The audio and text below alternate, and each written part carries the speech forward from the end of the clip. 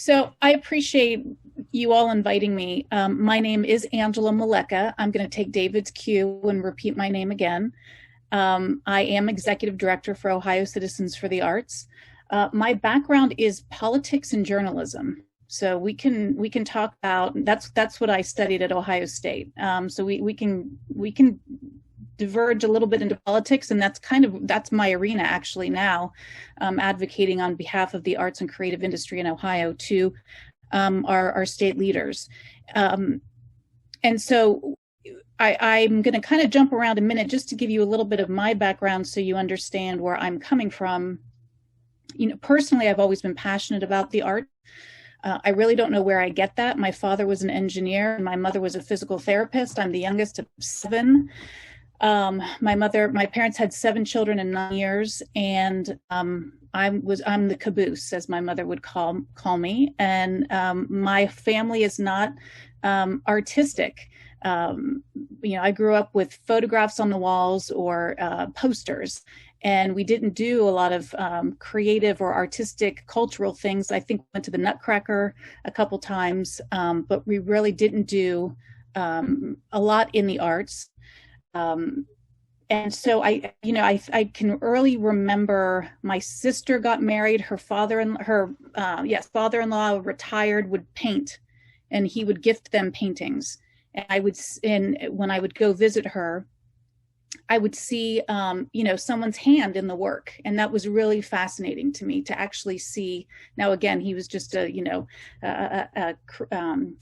painter in his retirement, but it was just that whole creative expression, that it was somebody's hand within the work. And that's really when I started appreciating original artwork, and quickly wanted to understand. I think it was, who said that it was Anita, I think, that said that she's not an artist. But you talked about things that are creative. And I think that's one of the areas that certainly I'm shifting. I would always say that I'm not creative. I just am passionate about creatives. But what I've learned really, and especially during in this position where I am, is that there are a lot of different forms of creativity, and we need creativity in every aspect of our lives. And there's no other area that we learn how to think creatively or wonder or imagine, but through the arts. And that's why arts are so critical to our everyday life. So I covered state politics after I graduated high school. I thought I would be a political reporter all my life. I worked for a lobbying firm. I was press secretary for the Ohio Senate president for a while. And when he was term limited, I left, but I wanted to work so I could buy art. So that's really, I wanted to be a collector of art. And my husband jokingly said, well, why don't you open an art gallery? We own a building downtown on State Street, and he is an architect and had his firm in the back of the building, and we had front space open, and we lived upstairs. And I thought that was the craziest thing to do, is open an art gallery. I have no formal training in art. What do I know? I just know what I like. But I Googled, how do you run a commercial art gallery? And there were 2 common themes, which was, can you afford your overhead? Which I naively thought, well, we own the building and I don't have to pay myself and it'll just be me. And then the second thing was, can you market yourself so people know that you exist? And that was really, I have a background in media and PR and all of that. So it was the most vulnerable thing that I've ever done. I was petrified. But as I think Tom mentioned, and I appreciate, Tom, your comments, because it's so touching, you used the word thought-provoking. I spent a lot of time thinking about the types of work that I wanted to give a platform to. And I really fell back onto what was my comfort zone, which is I really approached art in an investigative way, probably as I was a reporter. My favorite thing to do is to go to an artist studio and hear them talk about their work. Because I didn't have any formal training in art and, didn't know much about art history or trying to even understand contemporary art, I really relied on learning and teaching myself as I was going along, and really also on my background in journalism of storytelling. So I really wanted to grapple or understand in depth how these artists think, why they create the work that they do. I gravitated toward work that was thought-provoking to me, that was challenging to me. The last thing that I thought about was, can I sell it?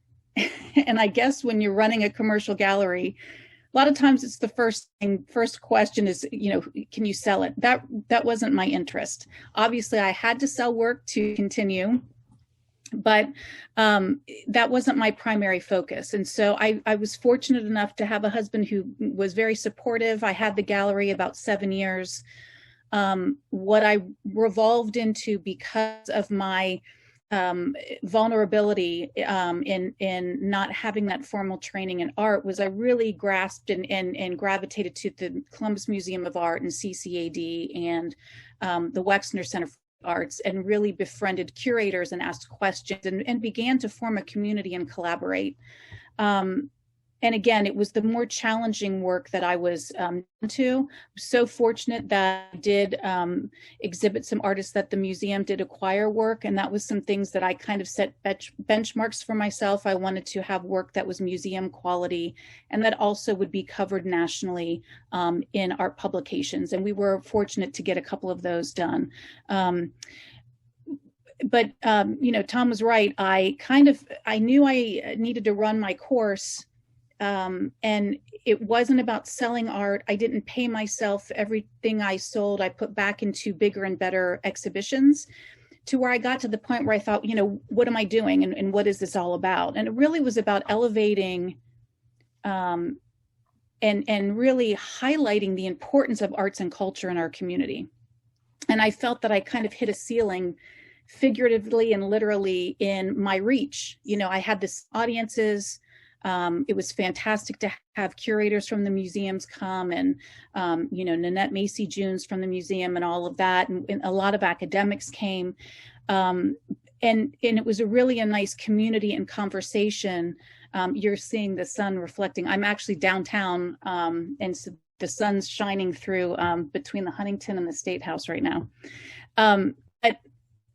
So what I wanted to do is, how could I take that community that I built and shift that in a way that I could amplify even more the importance of art?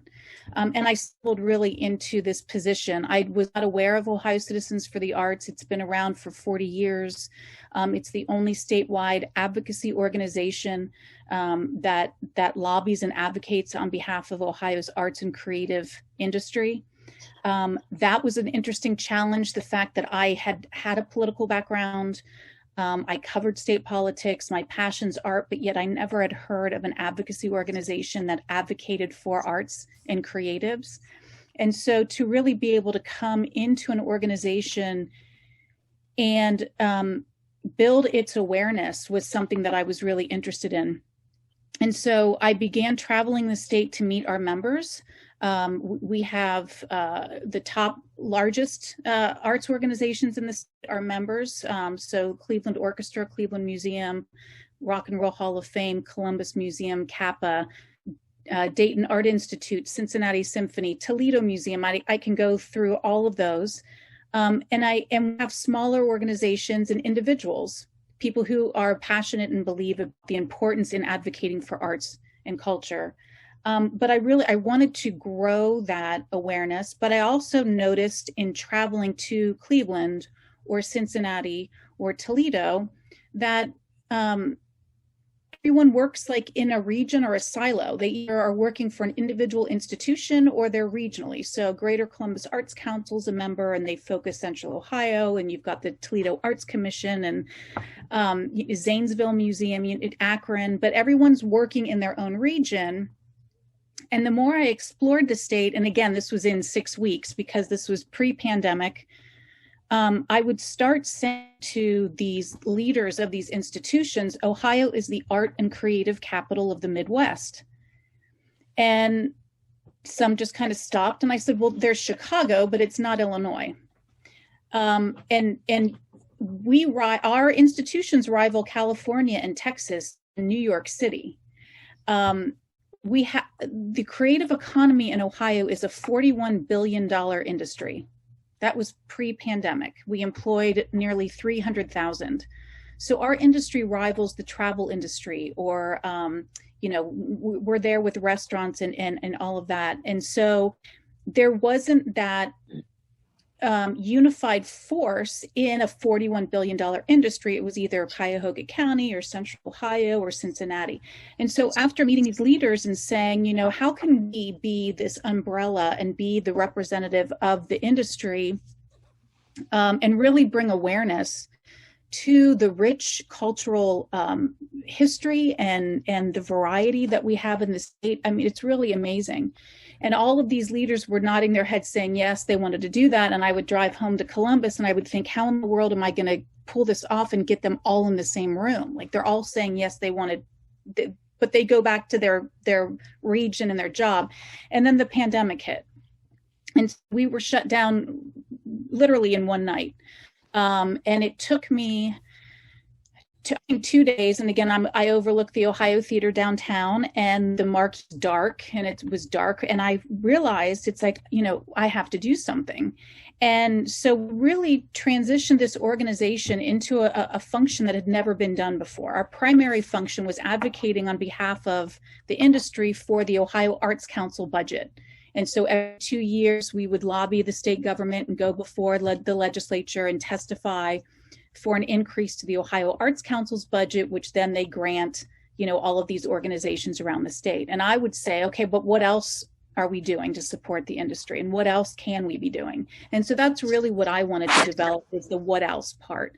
Again, relying kind of back on my background of I'm a storyteller, and I like to connect people and highlight what we have. And so when I'm learning that there's Karamu House in Cleveland, which is the longest running African-American theater in the country, and Children's Theater in Cincinnati is the longest running children's theater in the country. And I'm going around seeing these gems of organizations and thinking, why aren't we talking about this? That's really what I wanted to wrap my arms around. And so what I first found was quickly surveying our members. And it was as if the floor was dropping. Like it was clearly, I think everyone thought this was going to be for a couple weeks, and that was it. Had no idea. And I want to say, the majority of our industry is still closed, and it's now over a year. But critically were individual artists and contract workers and gig workers that were immediately out of work. And a lot of those artists are also teaching professionals. And if schools are closed, you can't go and teach. And what I learned was the majority of our artists don't qualify for unemployment because the unemployment doesn't have that for a contract worker or a gig worker. And so I quickly learned through my national network of cohorts that are advocates in other states, that in order to get those individuals to qualify for unemployment, we needed to have the governor write a letter to the administration in DC asking that they declare Ohio a natural disaster. That would then allow FEMA to open up these restrictions in unemployment to then allow these individuals to receive unemployment. So that was just the first step. We were successful in doing that. And it really was a lifeline to a lot of people. And then we quickly started collaborating and coordinating calls with each discipline. So when you all were sharing the different art forms that you are interested in, and you've got music and visual arts and theater, each of those entities have different components and different constraints when they're closed, and they have different constraints and challenges to reopen. So our big fear was, as the governor shut everything down, you can't just open everything up at once. We need to walk through how we can do this. And so we spent every day I convening, and even to this day now, I'll kind of jump ahead. We now do monthly calls with all of the art museum directors around the state. They'd never convened on a call before. So I've got Cleveland Museum and Toledo and Dayton and Columbus and Cincinnati, Taft Museum, Contemporary Art Center Cincinnati, Mocha Cleveland. It's so fascinating to see these leaders, these institutions come together and share best practices. And it's really all about creating a better cultural environment, a consistent environment across Ohio. And we would do the same with the Kappas and Playhouse Square and Dayton Live and Cincinnati Arts Association. And so I have about 5 different groups that I talk to, and it's all about what pertains to their specific discipline and how can they function and try to reopen. And so we would provide guidance to the administration on reopening. We were successful in getting museums to reopen. Performing arts is just, it's tough. And when we knew about 4 months in that, and for a while we weren't even on the radar for the governor, so I began my press campaign and reached to my colleagues and friends that I used to work with to say, you know, we've been forgotten about. And it took a while, and finally some publications came out where we did get the governor's attention. They've been very receptive. The challenge has just been no one really understands how the industry works. And so in trying to educate quickly during a time of crisis, you know, was very challenging. But we then knew if we can't be reopened, most of these organizations function like a business. So they all, and especially performing arts, whereas a CAPA relies 90% on earned revenue to survive. And if you're closed and you're generating 0 earned revenue, you know, for those of you who are the mathematicians, the financial wizards in the group, you realize that you're burning through your reserves very quickly and there's nothing coming in. And so how long can you survive that way? So I started coining some phrases.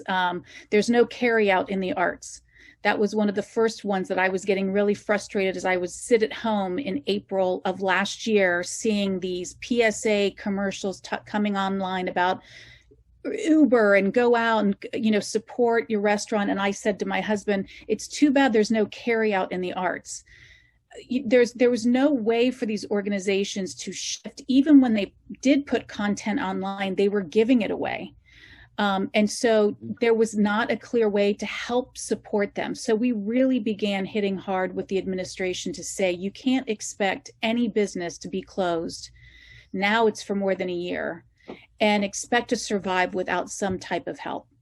But the key was when you talk about, and I know I'm rambling, I'm trying to like be concise. The key was, you know, these are businesses. These are people out of work. We are the highest unemployed sector in the state. And I just checked the numbers for March before I joined this call, and we're at 21% unemployment, but restaurants are at 10%. And we've been that way for so long. Last month, we were at 26%.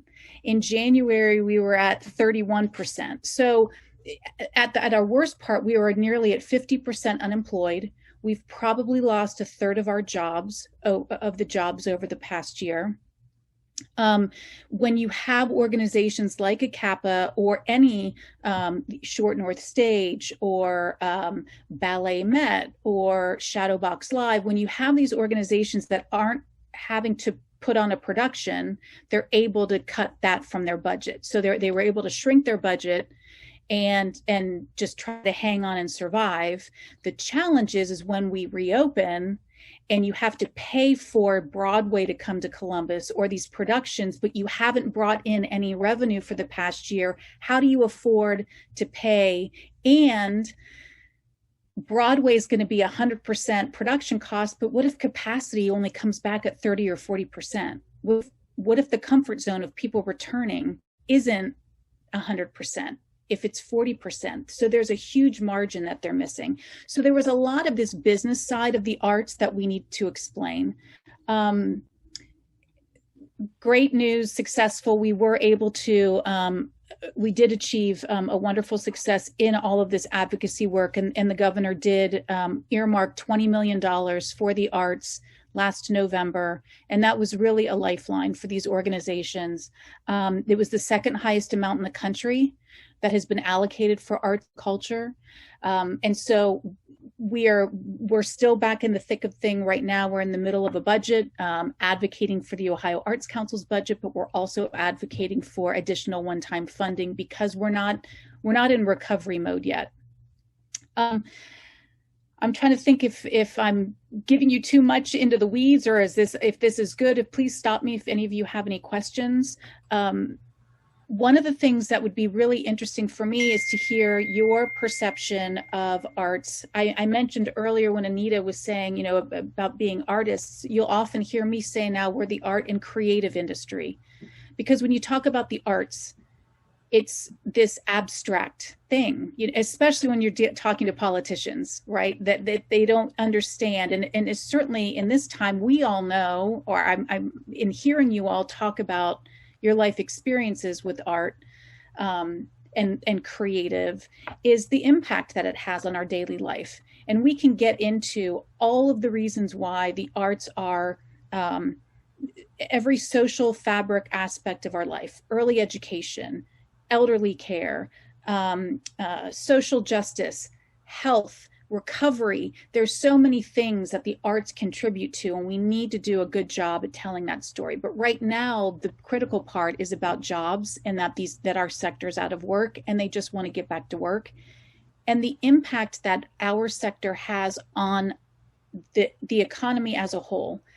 The Americans for the Arts conducted a study, and for every one admission ticket that someone purchases, they spend $31 on average in the general economy. Parking, going to a restaurant, retail. So we are pumping money back into the economy. Restaurants, as you all would know, that surround theaters, are bare as long as the theaters are closed. The Sheraton Hotel downtown doesn't get any traffic as long as the Ohio theater's closed. So we've spent a lot of time talking to state leaders, business leaders, to help them understand really how integral we are to economic recovery, but also for mental health. And as someone said earlier, they can't wait to get back into the theater. There's that component too, of just having that uplifting spirit and the contribution that the arts gives. We've really spent the last year telling both stories: the economics of it, and then the human emotion of the arts and how important they are. There's still a lot of creativity happening. One thing that I had to correct in my messaging is to say that we remain closed, and I think I said this earlier.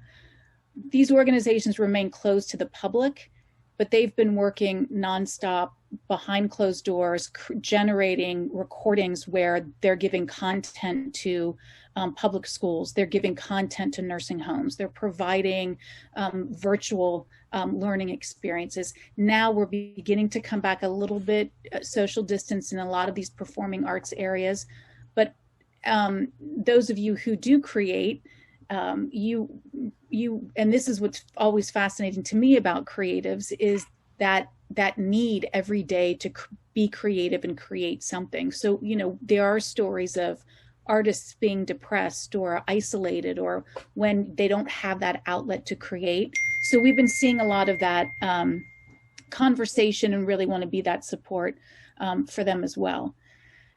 Tom, is there anything that how am I doing as far as an overview? I mean, I know I'm throwing a lot of it out there. Well, Les is eager to jump in with something. Okay. Well, I have a question, and it has to do with arts education. And, whenever things get tight, art education is the first to be cut. And, again, looking at everybody's experience, their love for the arts, whatever it is, started in school or as children. And, although it doesn't help us this particular year, in the long term, the most thing that we can do, the strengthening we can do for the arts is, in fact, arts education, art, music, dance, theater. This is where the love for this gets started with kids, and all of us have that kind of experience ourselves. And is there any aspect of your work that's talking about arts education?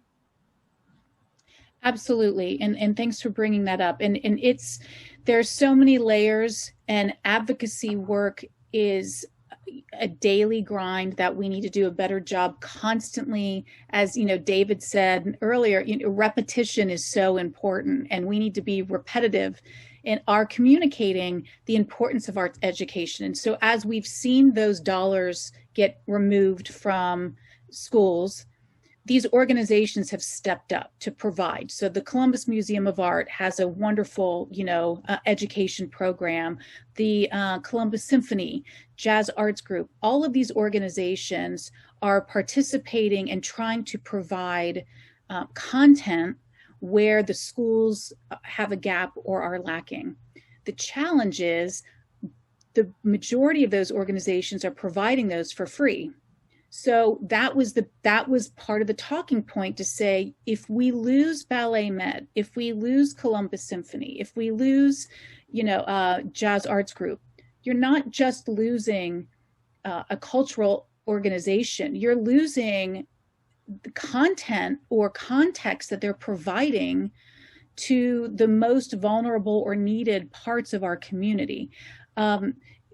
And also in talking about losing these organizations, as we all know, as much as I love to go out to eat and support my friends in the restaurant business, when a restaurant closes, the chances of one reopening again, or them reopening in the future, or those people going to get a job at another restaurant are greater. But when you shut Opera Columbus or Jazz Arts Group, the chances of reopening those organizations, if ever, can take decades.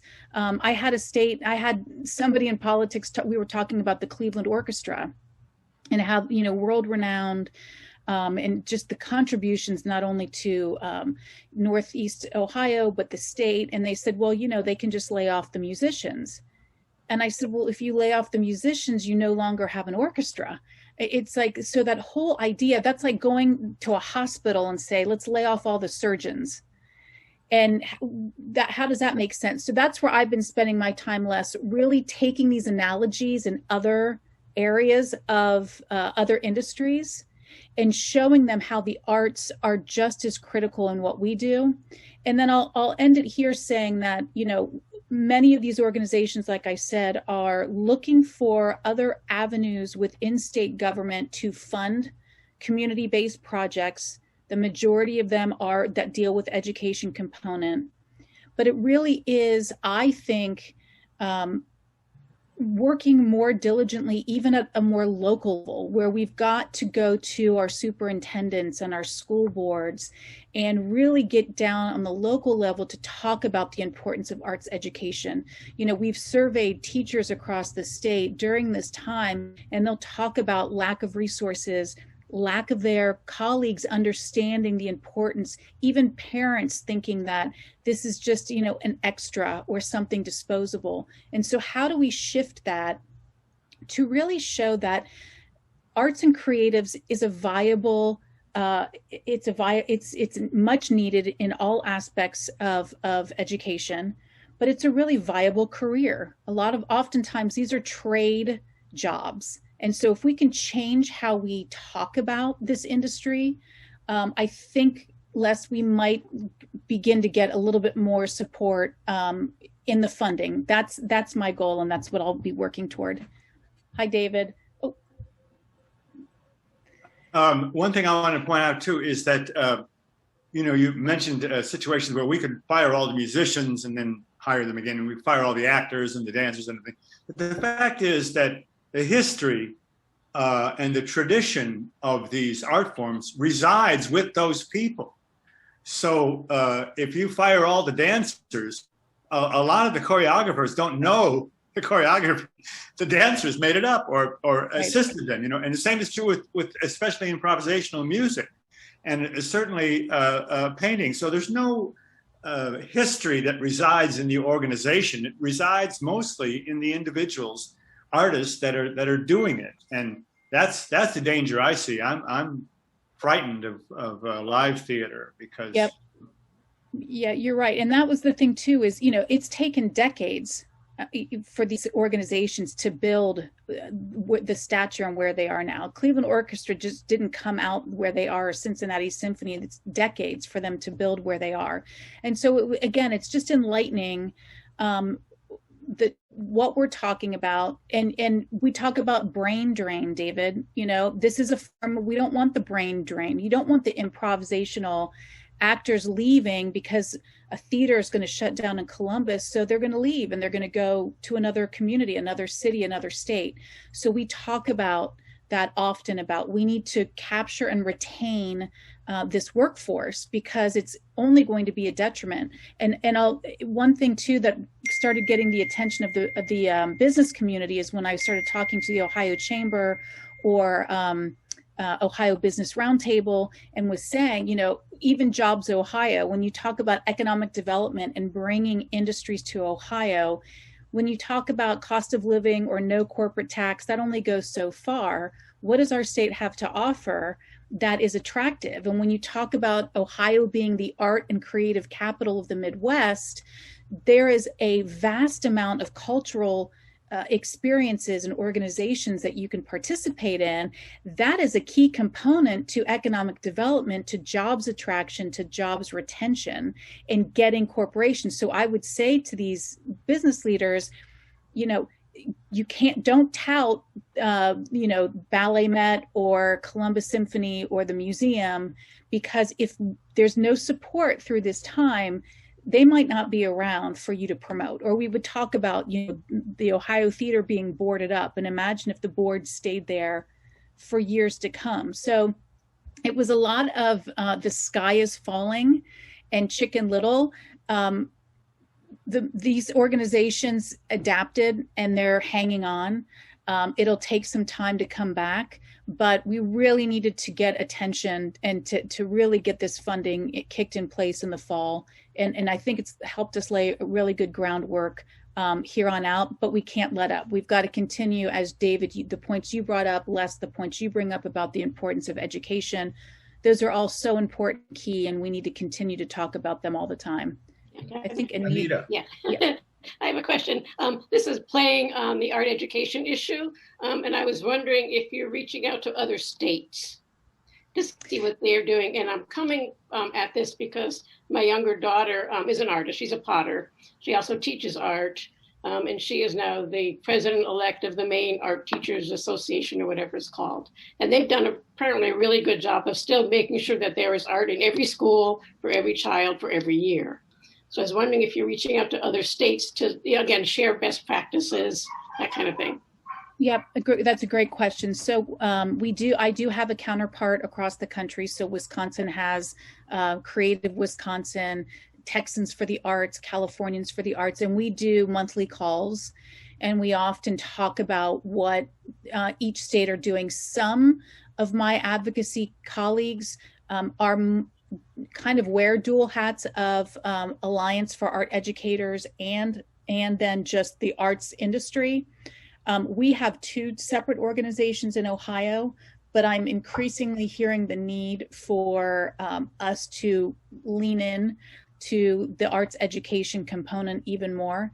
And to be honest, right now, just the bandwidth has been stretched really thin in just keeping the industry alive and keeping the creatives employed or getting unemployment, and making sure that these organizations can not just survive but come back thriving.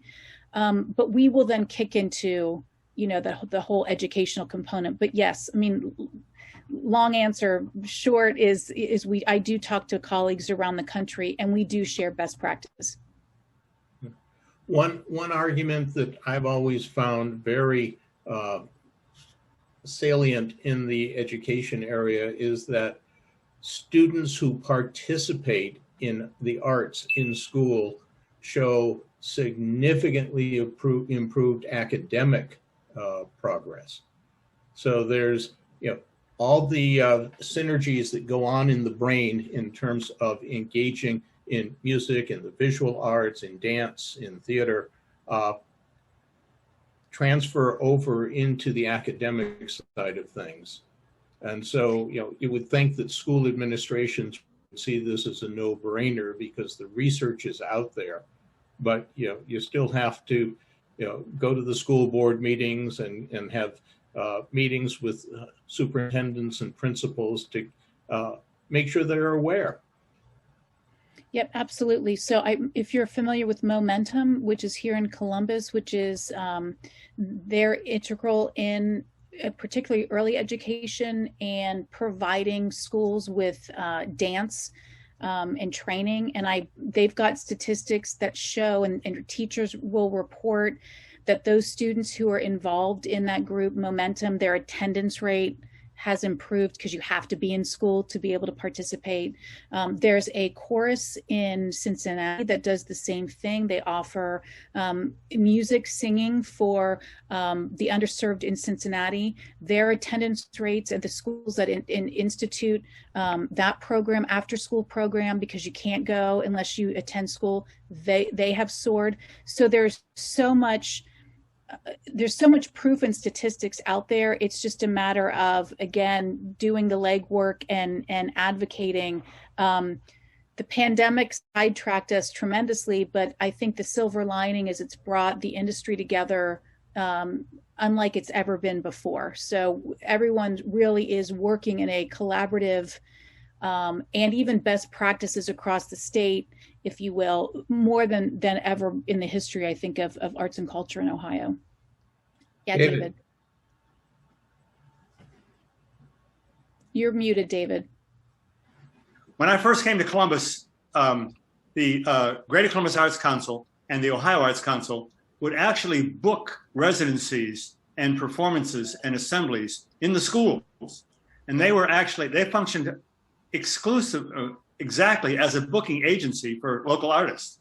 And I made a living, my wife and I made a living for decades through those programs and reached thousands of people who even today say, oh, I saw in the third grade and all that stuff, But the point is, the arts councils were proactive in putting artists in residency and assembly venues. Now they leave that to the individual schools, which really hurts that program.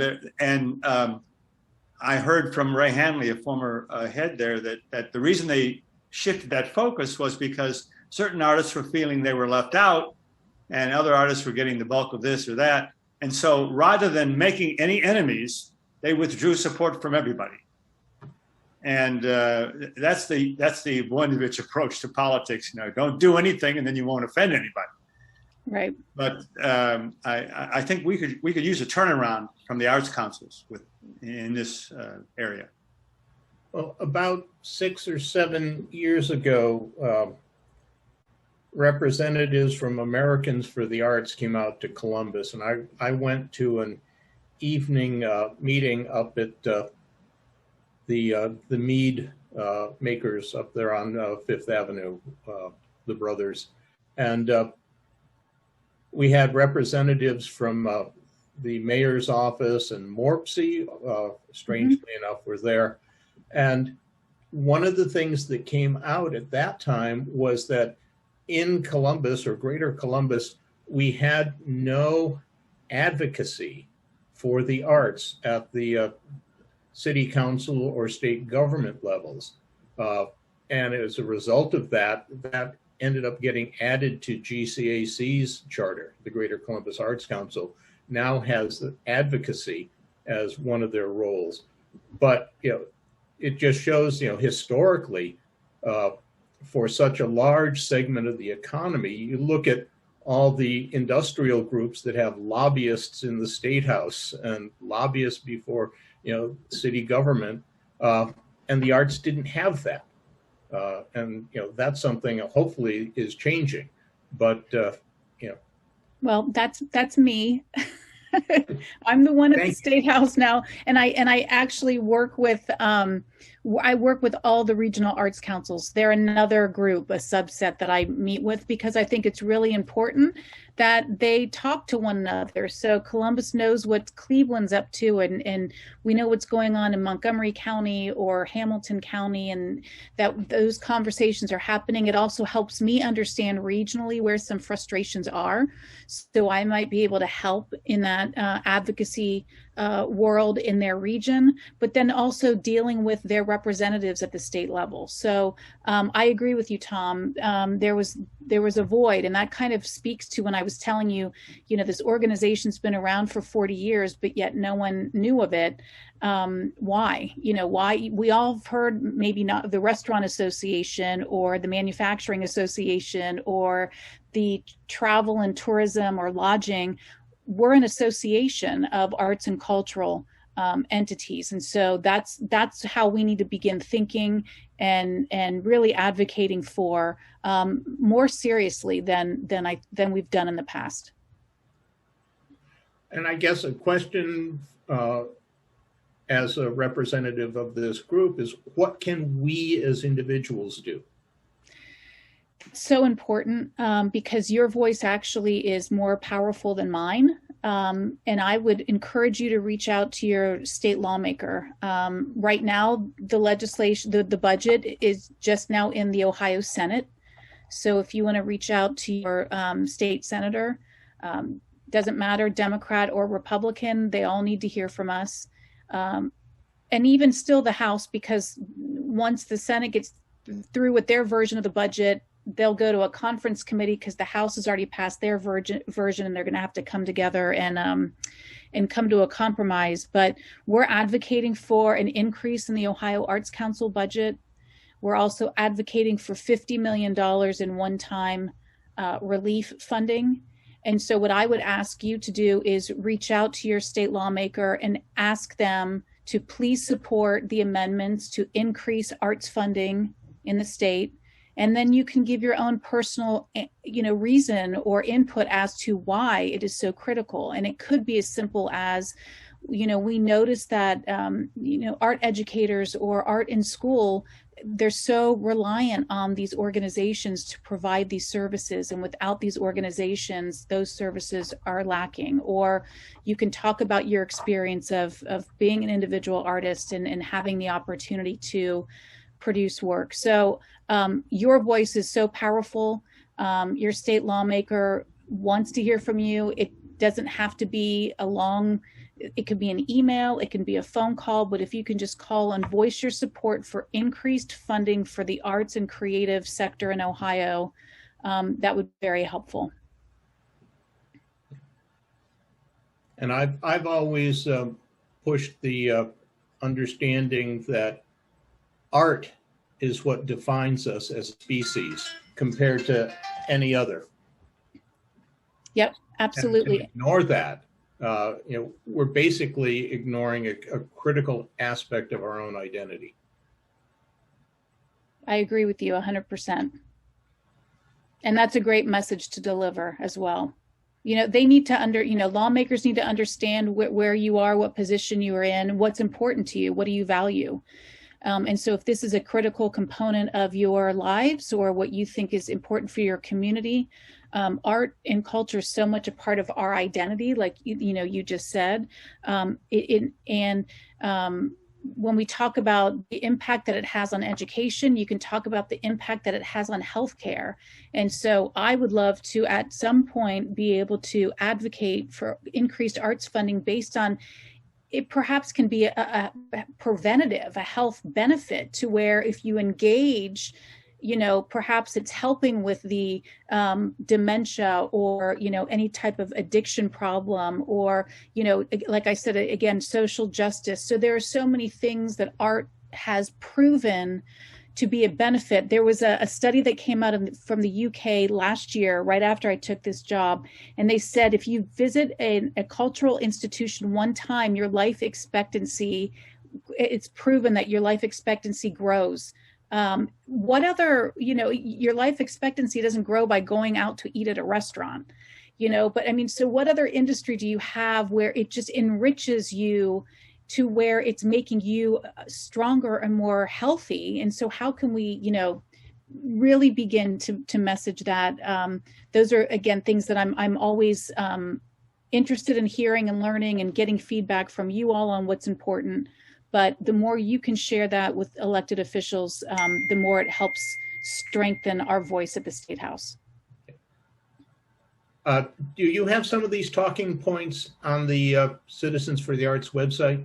We do, but I'm happy to, Tom, also email you directly talking points that you, and they have statistics and things like that you might find interesting in reading. So I'm making a note right now that I will send you that. And I'll also, we're all Central Ohio, right? Here? I believe so, yes. Okay, I can also put together a list of state legislators that would be in your district. Or a link also that you could click on the map and you could then pass them on to the rest of us, please. Yeah, if you would, I send out a summary of these ASH meetings. So if you would send it to me too, I'll throw it in the summary. Okay, that's great. David, I don't know if I have your email. I have Tom. So Tom, the forwarded messages that you responded to has David's email in it. Perfect. I'll look through that then for sure. And I'll put it in the chat. Great. And I'll send people also the two URLs for a quick look up who your representatives are. I mean, it's house.ohio.gov or senate.ohio.gov. If you want to send a quick email, it's very easy to figure out. My representative is in District 24. So when I send an email, I don't send it to her personally. I send it to rep24@ohiohouse.gov. Very simple. Everyone's email is the same formula. Alice, you are on it. Yep. I've also heard that phone calls get more attention than emails. So, yes, on the when you look up your representative's name on the Senate or House websites, it comes with both their governmental, Columbus phone number, but also the regional office phone numbers if you happen to be in a different part of the state. So. Yeah, and the chances are, so a legislative aide or an aide will answer the phone, but they are required to record any constituent phone calls that come in. So they do log all of that, and the state reps do look at that to see what are concerns of their constituents. It'd be nice, as a result of this evening, to have a nice big spike in the messaging regarding funding for the arts. That would be fantastic. Perfect timing. I'm going to go testify next Tuesday before the Senate committee. I testified about 6 weeks ago in the House. We were asking, and again, I'll send you as much information or details, but we've been asking for $7 million increase in the biennium budget for the Ohio Arts Council. The House gave us a $2 million increase. So, we're in the right direction, and we're really confident that the Senate will add on to that. So that's what we're asking you to help us advocate for, is to continue increasing the Arts Council budget. If you want to remember the 7 million number, that's great. But, and then the one-time relief funding is really important as well, as these organizations look to recover. As I was saying earlier, when they start bringing production back, they're going to need a little bit of seed money, if you will, to help them restart and bring these productions back, because they've not been able to generate any earned revenue for now almost 18 months. And I would also...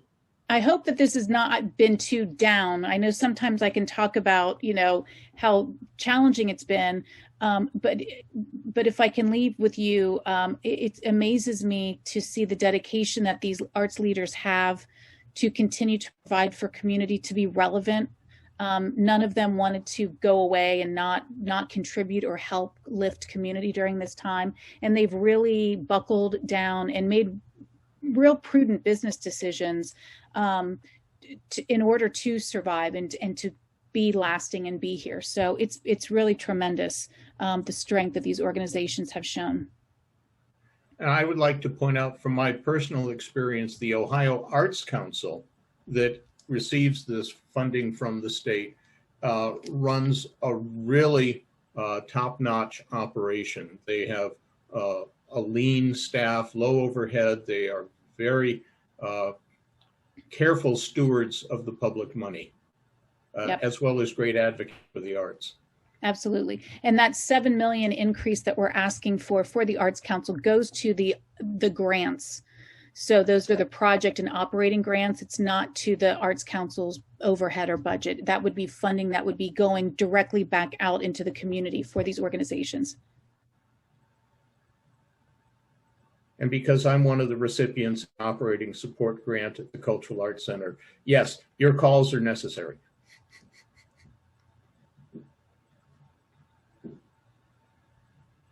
All right. Any other questions for Angela, or comments or thoughts? Thank you, Angela. I was impressed with how you began really with no experience in this area, and then kind of basically taught yourself the ropes, and now you're testifying before the Senate and House committees. I think that's wonderful, and it's in the true improvisational nature of jazz and dance and all those improvisational arts.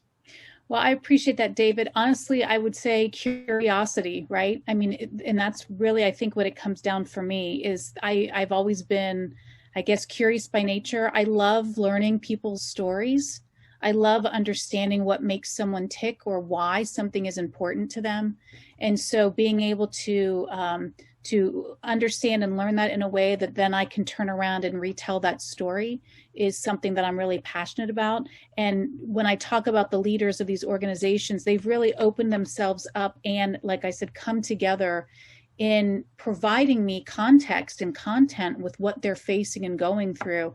That's really enabled me to go and be their voice in a stronger way at the State House. So I like it's, lifetime learning, which I think this group is all about, or you wouldn't be having these conversations. And so I'm right there with you.